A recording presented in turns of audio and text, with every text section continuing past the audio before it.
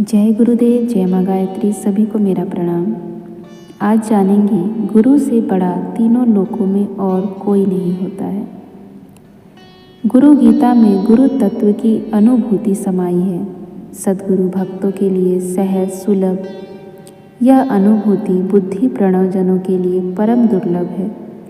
ऐसे लोग अपनी तर्क बुद्धि से देहधारी गुरु सत्ता को सामान्य मानव समझने की भूल करते रहते हैं।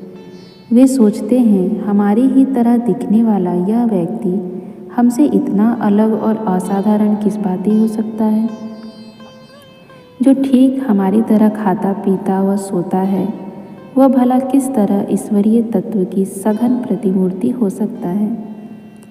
अनेकों शंकाएं कुशंकाएं उनके मन अंतःकरण को घेरे रहती है। अनगिनत संदेह भ्रम उन्हें परेशान करते रहते हैं। मूढ़ताओं का यह कुहासा इतना गहरा होता है कि सूर्य की भांति प्रकाशित सद्गुरु चेतना उन्हें नजर ही नहीं आती। अपनी तर्क प्रणव बुद्धि में उलझकर वे यह भूल जाते हैं कि गुरु तो तर्क से अतीत है। वे महामहेश्वर गुरुदेव बुद्धि गम्य नहीं भावगम्य हैं। उन भावगम्य भगवान को तर्क से नहीं श्रद्धा से समझा जा सकता है। उन्हें नमन एवं समर्पण से ही इस सत्य का बोध होता है कि वे कौन हैं। गुरु भक्ति कथा की पिछली पंक्तियों में इसी तत्व की अनुभूति कराने की चेष्टा की गई है। इसमें यह ज्ञान कराया गया है कि गुरुदेव ब्राह्मी चेतना से सर्वथा अभिन्न होने के कारण इस जगत के परम स्रोत हैं। यह जगत भी उन्हीं का विराट रूप है। वे एक साथ महाबीज भी हैं और महावट भी। ऊपरी तौर पर हर कहीं सब कहीं कितना भी भेद क्यों न दिखाई दे, पर गुरुदेव की परम पावन चेतना सभी कुछ अभिन्न और अभेद है। उनके चरण कमलों में आश्रय पाने से शिष्यों की सभी दुख द्वंद्व और तापों का निवारण हो जाता है।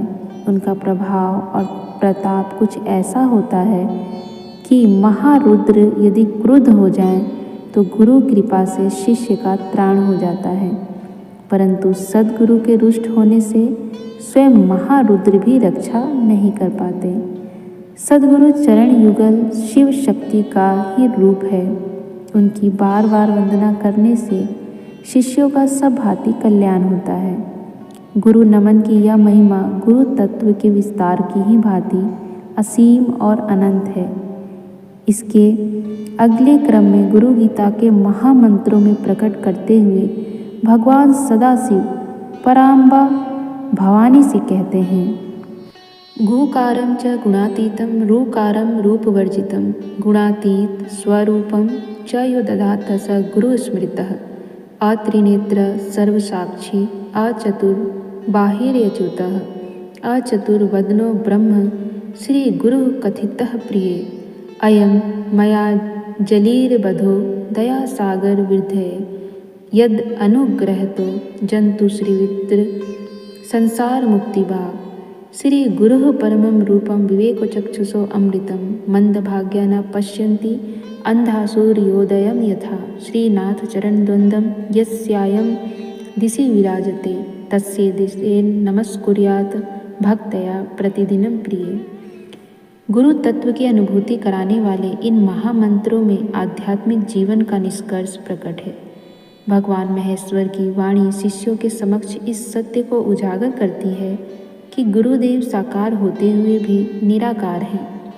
गुरु शब्द का पहला अक्षर गु इस सत्य का बोध कराता है कि त्रिगुणमय कलेवर को धारण करने वाले गुरुदेव सर्वथा गुणातीत हैं।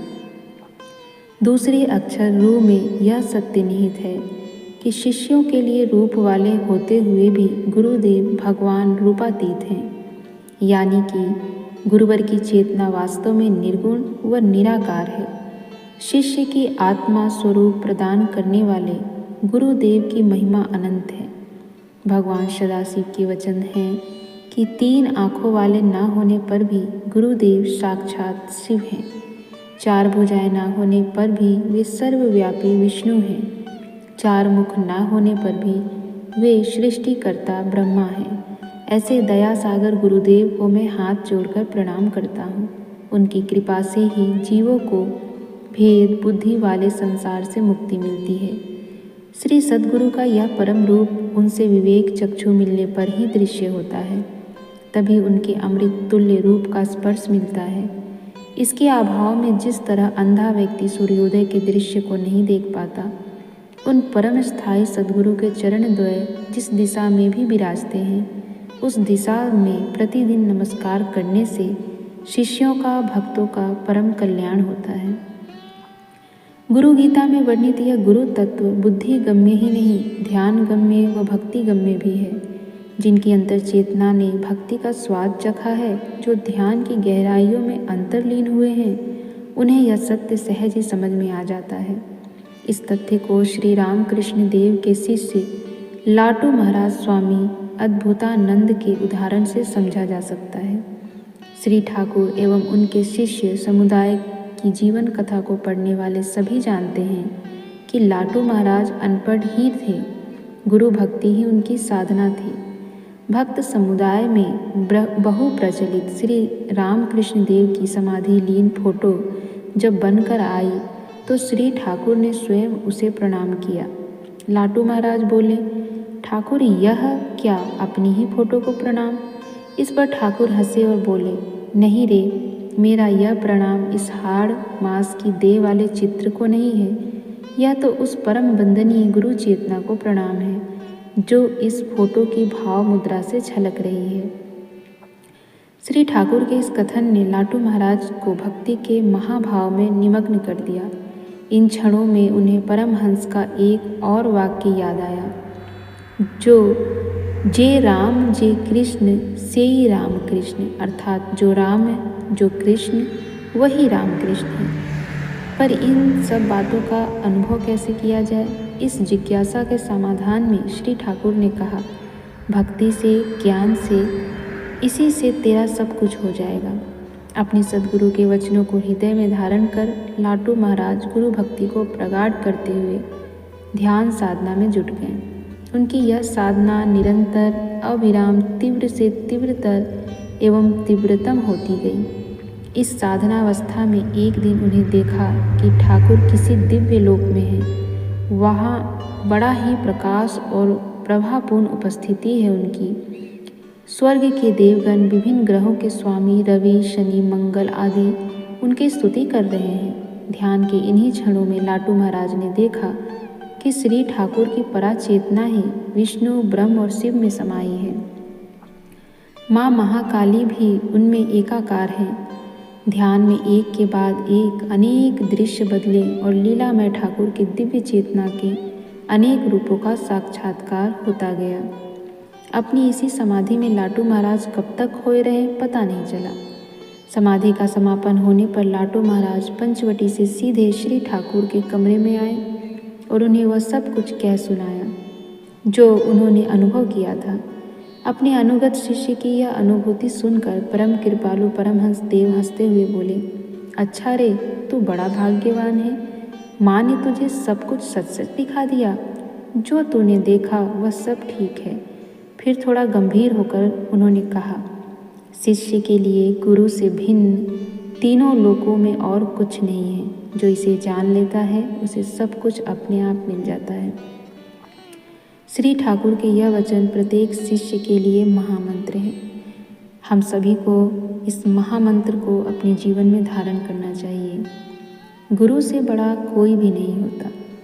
हम पिछले कई वीडियो में इससे जानने का प्रयास कर रहे हैं कि गुरु का महत्व क्या है, गुरु कौन होते हैं, गुरु का एक शिष्य के जीवन में क्या स्थान होता है, और केवल शिष्य हैं क्यों, इस संसार में गुरु का क्या स्थान होता है। इन सब को हमने बहुत अच्छे से जाना और मुझे आशा है कि आप सब भी इसे बहुत अच्छे समझ रहे होंगे। और यह सब आप लोगों को समझाने का मेरा एक ही उद्देश्य है कि आप सभी परम पूज्य गुरुदेव को जानने के प्रयास में लगें, उनको जानने में अपना समय दें, उनको समझें। पूज्य गुरुदेव क्या है और उनके कहे हुए हर एक वाक्य हमारे लिए क्या है। स्वयं भगवान हैं हमारे गुरुदेव और हर गुरु भगवान का स्वरूप होता है। स्वयं भगवान ने कहा है कि गुरु हम सबसे बड़ा होता है। गुरु ही शिव है, गुरु ही विष्णु है, गुरु ही ब्रह्म है और गुरु से बड़ा इस संसार में कोई नहीं होता है। तो शिष्य का कर्तव्य है कि वह अपने गुरु के वाक्यों को ब्रह्म वाक्य माने, गुरु के वाक्यों को शिव वाक्य माने, गुरु के वाक्य को विष्णु वाक्य माने। और जब हम किसी गुरु का हाथ पकड़ते हैं तो यही आशा होती है कि हमारी नैया को पार लगा दें, हमारे जीवन का उद्धार कर दें। लेकिन गुरु जब एक शिष्य का हाथ पकड़ता है तो गुरु की भी तो कुछ अपेक्षाएं होती होंगी। इसीलिए केवल अपनी तरफ से ना सोचें। एक गुरु के प्रति जो शिष्य का कर्तव्य है हमें सिर्फ वो निभाना है, और शिष्य के प्रति जो गुरु का कर्तव्य है वह पूज्य गुरुदेव भली भांति से निभाते रहे हैं, निभाते हैं और हमेशा निभाते रहेंगे। यह तो हमारा पूर्ण विश्वास है। तो गुरु को जानिए, समझिए, उनके विचारों पर चलने के लिए अपने आप को अग्रसर कीजिए, उनका अनुसरण कीजिए। उनको समझ लिया, उनको पा लिया तो दुनिया में और कुछ पाना शेष नहीं रह जाएगा। पूज्य गुरुदेव ने भी गुरु के ही कथनों को अपने जीवन का उद्देश्य बनाया था और अपना पूरा जीवन केवल गुरु निर्देश पर ही उन्होंने चलाया। हमें भी पूज्य गुरुदेव का अनुसरण करना चाहिए और अपने जीवन को उनके निर्देशों के अनुसार जीना चाहिए और जीने का प्रयास करना चाहिए। जय गुरुदेव, जय माँ गायत्री। सभी को मेरा प्रणाम।